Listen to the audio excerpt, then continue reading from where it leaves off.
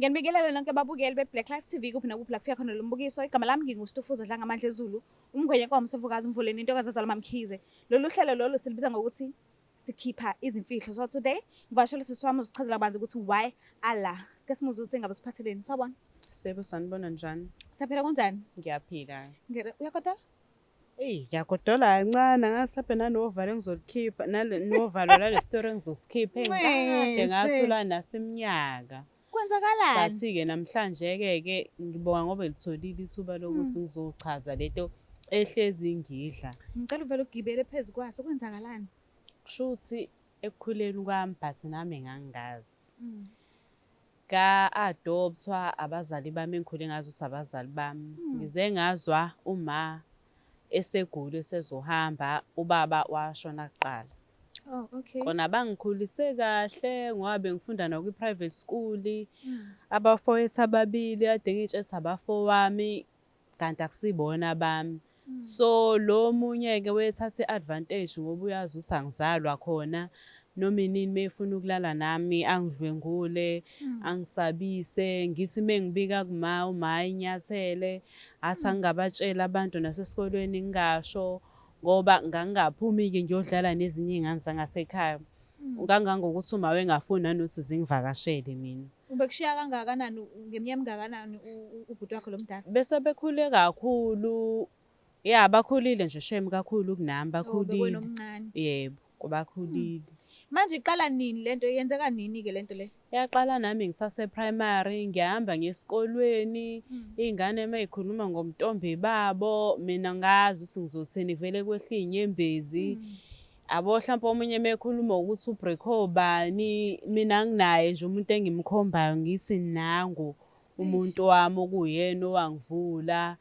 Kangawukube sengishadile manje nomyeni wami akazi ukuthi ngisesimweni esikanje. Showcase uy'tshetse nginendoda yami ekuyiyona eyangibreaker ekumele ikhokhe inkomo yabazali. Kona vele uyazi ukuthi iy'nkomo azoyikhokha zingaki. Kuyikona ukuthi wayengithanda. So kumanje angibathola abantwana ngoba ngaqala ukupreventa ngiyingane ngina-13. So angazi noma inzalo imina ongenayo sidalwa noma ingoba uma wayengijova ngiyingane yini angazi. Umama ekujova?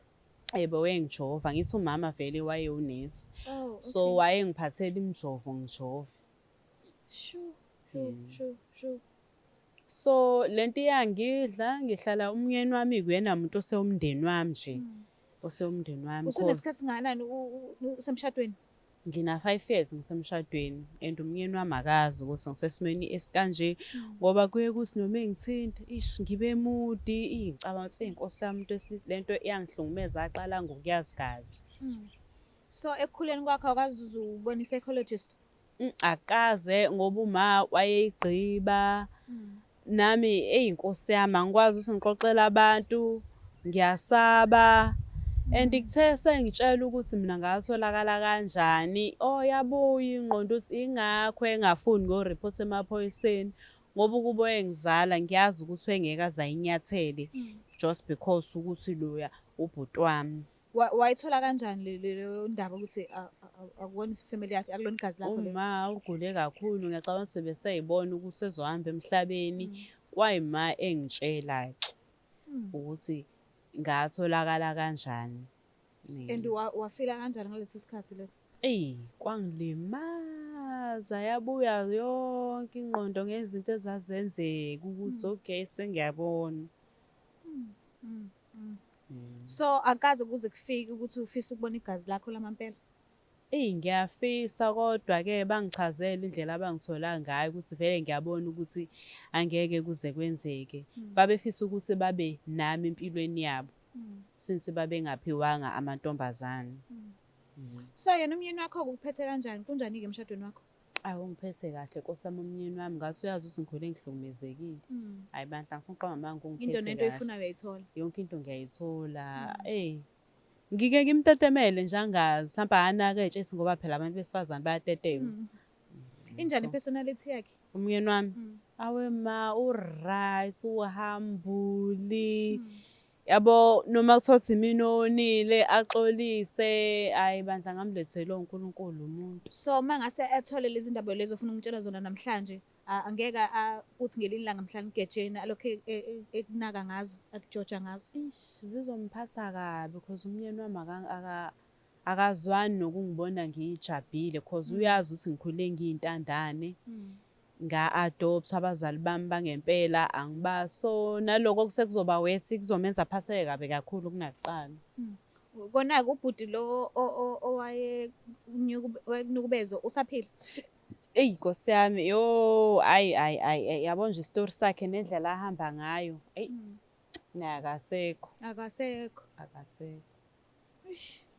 Ngicela sizame ukumfonela umyeni wakho simuze ukuthi lento le uzoyithatha kanjani.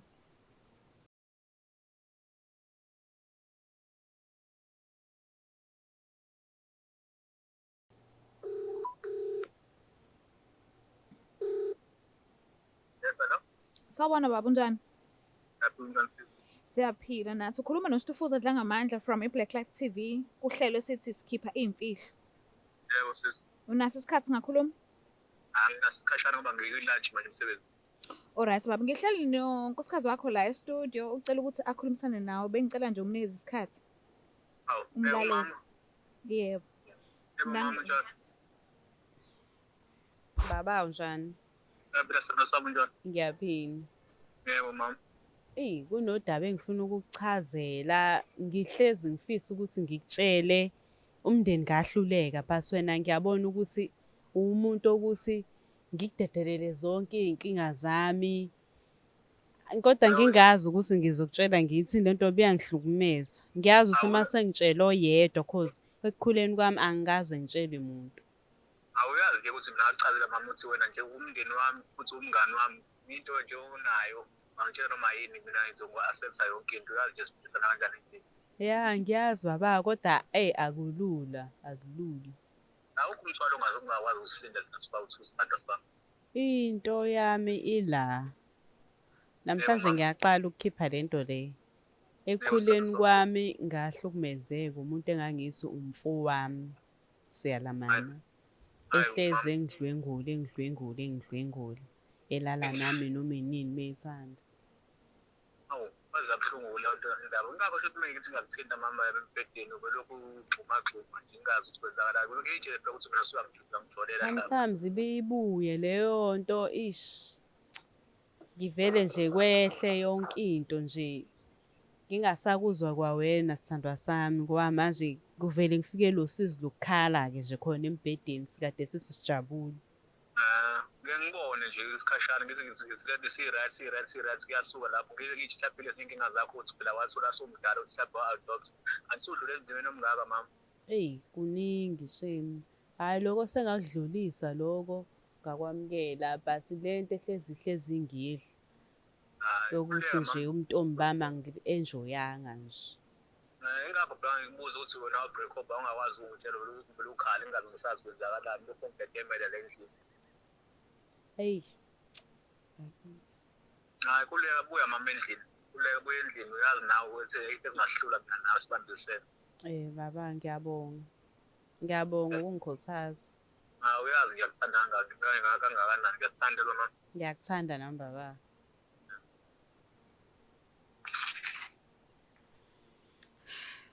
Uyakwamukela yazi? Sunjani uvalo manje? Unjani uvalo?